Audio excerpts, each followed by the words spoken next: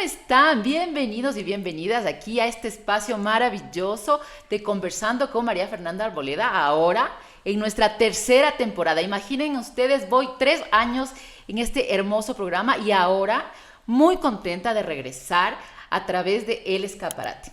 Así que estoy muy feliz, les cuento un poquito a todos los que me siguen, agradecerles por sus preguntas. Estuve un poquito fuera del país, me escapé por ahí unos mesecitos, pero ya estoy aquí en Ecuador y estoy muy contenta de volver porque ustedes saben que Conversando con María Fernanda Arboleda, ahora lo vamos a poner 3 puntos suspensivos de todo un poco. Es un programa en el cual analizamos, hablamos, conversamos, aprendemos política del Ecuador, del mundo, pero esta tercera temporada sobre todo quiero hablar de los ciudadanos. Quiero hablar de Quito, quiero hablar de las ciudades, cómo hacemos nosotros para ser buenas personas, buenos vecinos.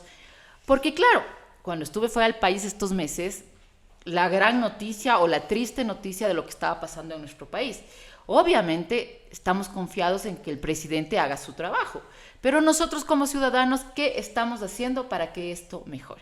Así que muy contenta, gracias a El Escaparate, gracias a la producción de Mediterráneo, y aquí estoy Conversando con María Fernanda Arboleda de nuevo en nuestra tercera temporada. Bueno, les cuento un poquito. Uno de los temas que quería abordar es un poco analizar, como les digo, este tema de las ciudades, porque ahora que estuve fuera, conocí unas dinámicas maravillosas en ciudades que obviamente no tuve la oportunidad en otros viajes, y me di cuenta que mucho tiene que ver también con la capacidad que tenemos los ciudadanos de aprender, de ser resilientes, de obedecer a la autoridad. El otro día, así para contarles rapidito, estaba en una esquina en Cumbaya y me reía porque le decía a mi hijo, mira, dame una esquina, y te das cuenta qué desordenados que somos. Pitaban, se pasaban el paso cebra, no usaban el puente. Entonces, la responsabilidad ciudadana es muy importante, pero obviamente también tenemos que exigir a las autoridades que funcione la ciudad, ¿no? Entonces el día de hoy hemos arrancado con un tema maravilloso que ya vamos a conocer, que es el derecho a la ciudad. Miren, he leído un libro completo sobre el tema porque tengo un invitado maravilloso que además es de experto en este tema, y les voy a presentar a un gran amigo que es Arturo Mejía Granizo. Miren, les voy a contar quién es Arturo. Primero, doctor en jurisprudencia, abogado.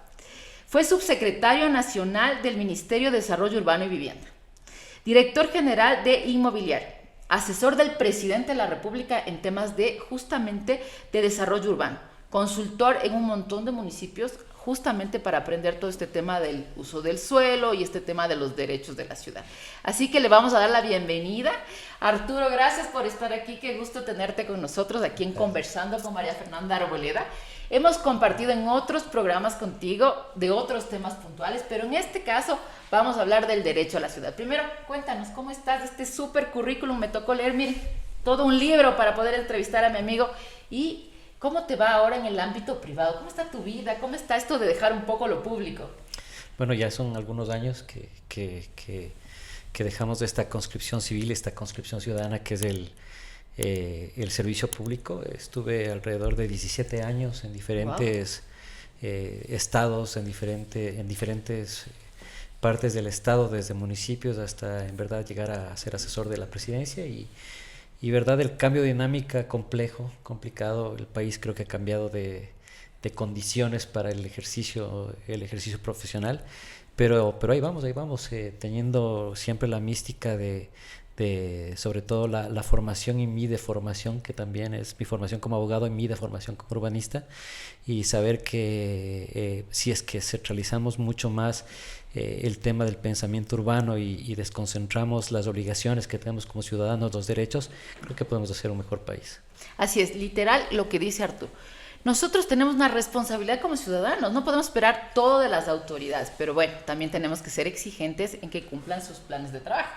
Ahora bien, bueno, estuve leyendo, como te digo, este libro maravilloso que lo lanzaron en la Universidad Católica sobre Quito, realidades, desafíos y alternativas, con muchos autores, entre ellos el exalcalde de Quito, Augusto Barrera, en el cual hablamos mucho de este concepto de derecho a la ciudad. Bueno, les voy a dar mi concepto como ciudadana de a pie.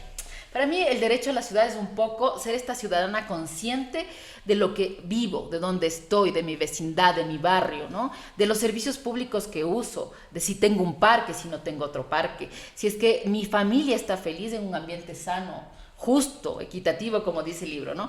Pero bueno, eso es un poco como el resumen. Pero aquí viene más, un poco más importante, Arturo, ¿qué es realmente esto del derecho a la ciudad? ¿Por qué se habla tanto en los foros de este derecho? ¿Y por qué crees que los ciudadanos de a pie, como digo yo, los que estamos en la calle, nos debe importar el derecho a la ciudad? Bueno, el concepto teórico fue acuñado ahí por los años 1960 por un pensador urbano, Henry Lefebvre, y básicamente se traduce en que los ciudadanos puedan tener el derecho al acceso a los beneficios que ofrece la ciudad. Y este derecho es tan reivindicado, tan digamos, discutido, porque precisamente tiene unas carencias y tiene unos déficits de acceso, ¿no? El derecho a la ciudad debe garantizar el que todos los ciudadanos tengan un acceso importante a áreas verdes, a espacios públicos, a mecanismos de servicios de transporte eficientes, eficaces, a disfrutar de una vialidad sustentable, sostenible, a disfrutar de un derecho a la vivienda, a disfrutar de un derecho a un medio ambiente adecuado, sostenible, no solo para los ciudadanos de las ciudades, sino también ver cómo se preserva unas condiciones de vida interesantes para las futuras generaciones.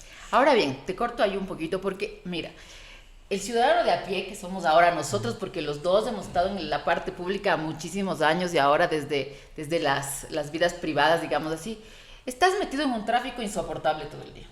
Ayer hubo un accidente allí en la Simón Bolívar, créanme que no se movió el tráfico por al menos 30 minutos, pero no se movió ni un poquito. Tienes que llevar, como se dice en el cotidiano, la comida a la casa. Tienes que ver que los guaguas no se pierdan si salen solos en el barrio. ¿Cómo hacemos para que la gente en verdad entienda que tenemos este derecho a exigir a las autoridades? Ya vamos a ver qué nomás, pero por lo menos una ciudad amigable para todos. ¿Cómo crees que podemos lograr que las personas se interesen un poquito en este tema? Bueno, la segunda parte del concepto del derecho a la ciudad entiende también un principio de ejercicio pleno de ciudadanía. Y el ejercicio pleno de ciudadanía involucra también obligaciones. Entonces, no solamente se trata de requerir de la autoridad pública la cobertura de los déficits o de las necesidades urbanas, sino también mirar en qué parte los ciudadanos se vuelven corresponsables de hacer que esa ciudad sea amigable, sostenible, sustentable, y cómo, digamos, desde la sociedad civil se puede también contribuir con estas decisiones. Ahora, claro, cuando nosotros hablamos de cuáles son los problemas de la ciudad, del territorio, estamos entrando en un problema sobre todo de falta de planificación, de planeación y de orden de las ciudades. Y cómo principalmente las dinámicas privadas, las dinámicas de mercado, las dinámicas de intereses particulares han prevalecido históricamente sobre las dinámicas de los intereses comunes.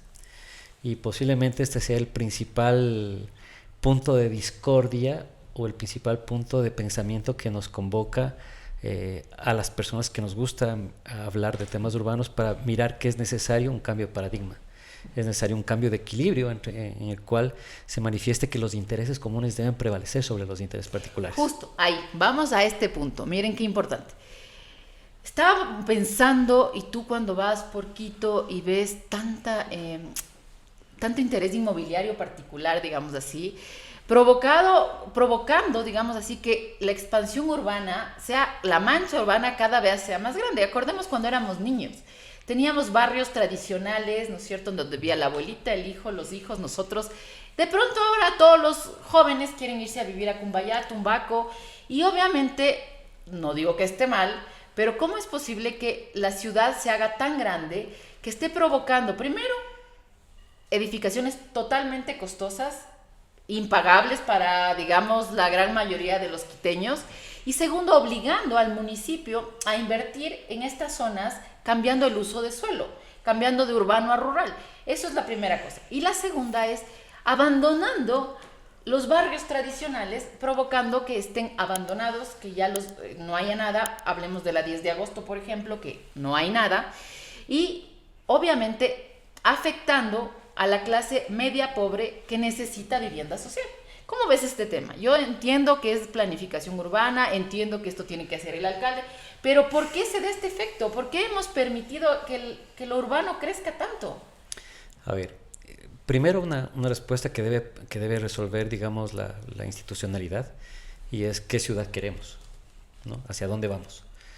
Lo segundo es efectivamente una dinámica de intervención del mercado de suelo y del consumo responsable de suelo. Es decir, ¿cuánto suelo necesita Quito para existir los próximos 20 años, por ejemplo? ¿Para cuánta población? ¿Cuántos metros cuadrados? Y comparar cuánto suelo disponible tiene, por ejemplo, la meseta con lotes que no han sido desarrollados, con lotes que están vacíos, con todos los servicios de infraestructura. Así es. ¿Qué tan eficiente es seguir expandiendo la mancha urbana? ¿Cuánto cuesta? ¿Quién se hace cargo de eso? ¿Quién paga la ciudad? ¿Será que las nuevas habilitaciones que se producen en las periferias, en el norte de Quito, en los valles, en el sur de Quito, debe ser financiada por todos los ciudadanos y el beneficio aprovechado por pocas personas que habilitan esos suelos? Digamos, aquí hay unos componentes interesantes de mercado de suelo que deben ser discutidos. Es decir, el suelo no cuesta por ser suelo. El suelo cuesta por lo que puedes hacer sobre ese suelo. Así es. Y cuando hay una determinación de una mayor normativa, de un mejor aprovechamiento, también se genera esta palabra que ha sido satanizada en el país, que es la famosa plusvalía, ¿no? Entonces hay decisiones urbanas que hacen que un predio suba de valor. Pero esas decisiones que suben el valor de los predios particulares, ¿es justo que solamente se acapare por pocas manos, o la sociedad también debería intervenir en la redistribución de esos recursos que finalmente llegan a ser una suerte de recursos públicos? Si la norma urbana es un recurso público, y la norma urbana, el rato que cambia de aprovechamientos y mejora aprovechamientos, genera mayores valores de suelo. Ahí tengo una pregunta también. ¿Tú qué crees? O sea, mira, yo te decía, el ciudadano común, el de a pie, la verdad no está pendiente de estos temas. Pero yo digo, ¿cómo no dar una mirada a reclama, por ejemplo? A reclamar lo que tú dices. ¿Por qué todos los quiteños tenemos que pagar, por ejemplo, el acceso a grandes terrenos en la ruralidad, que ahora son totalmente caros, por ejemplo? ¿Por qué tenemos que ver barrios totalmente desmejorados, sin parques, sin que los niños no puedan estar ahí? ¿Por qué no nos involucramos con verdaderos principios de participación y sobre todo que nos respeten? Yo no sé qué consejo podemos dar en verdad. O sea, volver al barrio tradicional en donde había la dirigencia del barrio. Mi abuelita, por ejemplo, era presidenta de San Carlos. Y yo recuerdo que cuando ella convocaba a todas las señoras y los señores estaban sentados ahí discutiendo, y consiguieron la iglesia con el alcalde, me acuerdo en esa época, Álvaro Pérez, y consiguieron el parque inglés, y consiguieron el mercado de Andalucía. Y ahora tú ves que los mismos, todos estamos tan ocupados que no sabemos si es que no queremos participar, o simplemente es que la autoridad no nos para ninguna bola o no le importamos. O sea, ¿qué consejo das de ahí directo a que nos involucremos? Yo creo que hay que entender el proceso de urbanización también históricamente y temporalmente. Los procesos de redes barriales y de redes de encuentro en el barrio prácticamente han desaparecido y han sido sustituidos por redes virtuales, por espacios virtuales de aglomeración. Y también, digamos, dentro de eso existen unos mecanismos del urbanismo moderno que reemplazan a los espacios públicos. Por ejemplo, los malls, los shoppings, es donde ahora se encuentra la gente, ¿ya? Pero no se generan esas redes de conexión social de las que tú hablas, el tejido social. Y también, digamos, a esto hay que agregarle el tema de seguridad, el tema de falta de calidad de los espacios públicos, que generan, digamos, unos imaginarios de miedo en la sociedad para poder reunirme yo con mi vecino, como se hacía hace 20, 30 años, en la esquina, y poder conversar sentados en la acera de una calle. Y no son los vecinos, los niños. Por supuesto, o sea, ahora nadie se imagina dejar a sus hijos en un parque solo, sin supervisión. Y así es como muchos de nosotros crecimos. Entonces sí, hay que entender primero que las redes sociales, y me refiero no a las redes sociales virtuales, sino a las redes sociales de conexión, claro, de la unidad, digamos, por excelencia de encuentro, que es el barrio, han desaparecido y se han desconfigurado, ¿sí? Entonces yo creo que hay que volver a entender cómo funcionan las redes. Por ejemplo, en Europa acaban de lanzar con mucho éxito una aplicación que se llama Mi Barrio, que hace estas cosas de encuentro y de mirar que ahora el espacio de encuentro es un teléfono celular y no el parque. Yo creo que hay que volver los ojos a la recuperación y adaptación, digamos, de estos espacios físicos. Y uno de los temas es, por ejemplo, la seguridad y calidad de los servicios públicos. Justamente estaba leyendo este concepto que me encantó, es un poco construir la ciudad desde la mirada de los niños, desde la mirada de las mujeres, desde la mirada de los ancianos, desde la mirada de los discapacitados. ¿Por qué? Porque cuando estás y construyes una ciudad para los niños, es segura para todo el mundo. Además, estaba leyendo también, imagínate, que 1,5 millones de personas que viven en Quito son mujeres. ¿Y cómo es posible que las mujeres seamos las más violentadas, que no tenemos espacios verdes seguros, no podemos caminar tranquilas? Entonces yo digo, yo no sé ahora tú cómo lo estás viendo, cómo está esta actual administración trabajando, pero yo sí creo que hay que dar esta mirada de recuperación del espacio público, de la apropiación como ciudadanos, ¿no es cierto?, para que nos respeten, pero también esto de ir a exigir, porque mira, ya, logramos que se reúnan en el barrio, pero nadie va a exigir al municipio. Entonces, ¿tú crees que realmente nos van a escuchar? ¿Qué mecanismos existen? Tú que estás en esto del cambio de uso, ¿qué podemos hacer como ciudadanos? Yo creo que hay que entender bien el primer concepto del que hablamos, y es que un ciudadano es sujeto de derechos y de obligaciones. Así es. Y que hay recursos que la ciudad produce que no se están redistribuyendo o no se están redistribuyendo equitativamente con toda la sociedad. Y no hablo de temas tributarios, hablo de temas netamente urbanísticos, con intervenciones privadas que pueden servir de mecanismos de esta forma de redistribución de esos recursos.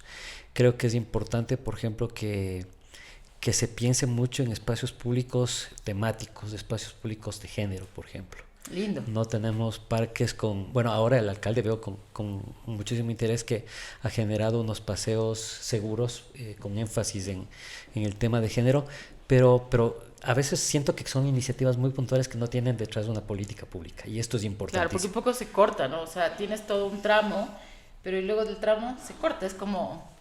Alcalde, ahí hay que hacer un poco más de estructurar la cosa, ¿no? Y también, digamos, debe ser procesos acompañados con procesos de cultura ciudadana.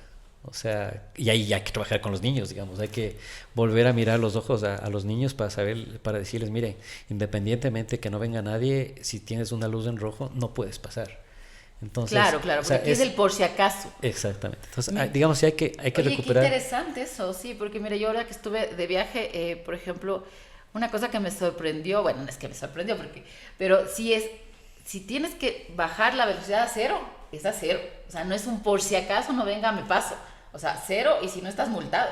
Entonces aquí es un poco eso, de que la gente también se ponga en el plano también de la autoridad, pero también la autoridad que trabaje no para los grandes intereses inmobiliarios, digamos así, como hace algunos años, sino realmente para lograr estas ciudades equitativas, con servicios públicos de calidad, como te digo, con esta mirada al barrio, que sean más compactas. Mira lo que pasó en el antiguo aeropuerto. O sea, sacamos un aeropuerto y no creció la ciudad en altura, sino ahora estamos ya, pero en Puembo. Entonces, eso me imagino, como tu experto, eso le cuesta mucho dinero. Sí, claro. O sea, siempre va a ser mucho más rentable densificar la ciudad, consolidar la ciudad, que expandirla, necesariamente. Ahora, también hay que debatir qué significa densificación y qué significa consolidación. Porque no creo que un edificio de 40 pisos, un solo edificio de 40 pisos en una sola, resuelva el tema de densidad. No funciona así, más bien estaríamos alterando un orden lógico de un ecosistema urbano que es el barrio. Si a un solo edificio le damos 40 pisos, claro. Esto viene a distorsionar. Pero por eso existen las ordenanzas, ¿no? Las normas. Mira, yo creo que ahorita hay un escenario que resulta también interesante, y es que el municipio de Quito adoptó por fin un plan de uso y gestión de suelo que venía siendo obligatorio desde el 2016. El municipio de Quito demoró en aprobar esto, y es bueno tener reglas. Totalmente, es bueno tener reglas claras que nos digan cuáles son esos derechos de los que hablamos, cuáles son las obligaciones, y creo que hay detrás de eso también un panorama que resulta con bastante expectativas, y es que se está planteando un sistema de gestión de suelo Esto es un tema novedoso en el país. Brasil lo tiene hace 20 años, Colombia lo tiene hace 15 años, es decir, se está proponiendo que haya una suerte de urbanismo participativo en el cual los vecinos de los barrios, para hacer transformaciones de sus territorios, puedan ser actores y puedan ser socios de los procesos de renovación urbana. Wow. Esto resulta interesante en la ley. La ley lo permite. Claro, el plan también establece ciertas, se llaman unidades de actuación urbanística, que plantean una nueva forma de urbanismo, y posiblemente este repensar de la ordenación del territorio sea interesante para, como te digo, cambiar esos paradigmas y tratar de que las decisiones de la planificación de la ciudad tengan como objetivo unos bienes comunes. Bueno, como vieron, es un tema sumamente apasionante. Bueno, yo no soy arquitecta, no soy abogada, soy una ciudadana más que he trabajado mucho en la ciudad de Quito, pero me parece muy importante para concluir justamente eso, ¿no? O sea, a ver, primero que la ciudad se ponga a servicio de los ciudadanos, no de los grandes intereses inmobiliarios, que haya una lógica y justamente un orden, por eso son las ordenanzas, que se respeten, ¿no? Porque también se escuchaba mucho, no sé, en los anteriores, no digo en esta alcaldía, sino en las anteriores, mucho esto del cabildeo con los concejales, ¿no? De que vamos a cambiar el uso del suelo y etcétera, sin pensar en los ciudadanos. Segunda cosa importante de rescatar es que hay que, obviamente, planificar las ciudades. Planificar para tener servicios de calidad, para poder caminar tranquilos, que los niños tengan los parques. Ahora es muy complicado esto con el tema de la seguridad, con el tema de lo que está pasando en Ecuador, pero yo creo que si es que rescatamos los barrios, ¿no es cierto? Las dirigencias barriales tienen un papel muy importante, pero ahí el mensaje es no solo rescatar el tema del barrio, sino que sean escuchados por la autoridad, porque como tú dices, el papel aguanta todo. Entonces, mensaje final al alcalde, a ver, ¿qué tenemos que hacer para que esta ciudad se vuelva equitativa, justa, sostenible, sustentable? Porque mira, en este libro hasta lo señalé, miren, para concluir, para tu mensaje súper final, miren, aquí, en el plan metropolitano hasta el 2033, habla de una ciudad maravillosa, pero maravillosa, o sea, les digo, es una cosa linda en papel. Ahora, ¿qué mensaje hay que darle al alcalde de Quito? Que entiendo que está haciendo un gran trabajo, pero ¿qué necesitamos para respetar el derecho a la ciudad? Yo creo que hay que apostarle nuevamente, insisto, a un cambio de modelo, en el cual la planificación viene solamente de los tomadores de decisión. Okay. Y hacer que la participación activa de los ciudadanos cambie también de rol. Es decir, ¿por qué no hacer procesos de fortalecimiento de los dirigentes barriales de la sociedad para que el urbanismo venga desde los barrios, no necesariamente desde el municipio? Que sea un urbanismo activo, que se presente en procesos de cambio estructural, de morfologías de barrios, de acrecentamientos de usos, de acrecentamiento de aprovechamientos urbanísticos desde los barrios. Que la gente empiece a pensar qué barrio y qué sector quiere. Digamos, esto no es difícil, pero hace falta un acompañamiento desde la autoridad, un acompañamiento desde la academia incluso, que tenga una voz protagónica y que diga que la toma de las decisiones en el territorio no debe necesariamente ser solamente de 14, 15 concejales y un alcalde, sino que haya un análisis mucho más profundo. Muchísimas gracias, Arturo, por estar con nosotros. Qué lindo. Miren, a mí estos temas me apasionan porque justamente son temas que nadie habla, porque no conocemos, porque no nos enseñaron y estamos mucho más cómodos en el teléfono, en las redes sociales, que cuando te convocan al tema de...